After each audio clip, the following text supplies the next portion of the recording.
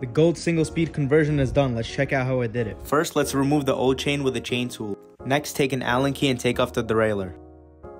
Here's the derailleur taken apart. And here we are fitting on the new gold chain. Since this is our also first time putting on a chain, we removed too many links and realized we need a chain tensioner. So after a couple days, the new chain tensioner and the gold chain came. Here we are putting on the chain tensioner, adjusting for the sprocket, and tightening it back up.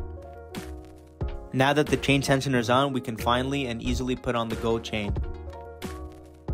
Make sure to take off a couple links of the chain so it can fit properly with just a little bit of tension. Not too much though, because it's going to be hard to pedal.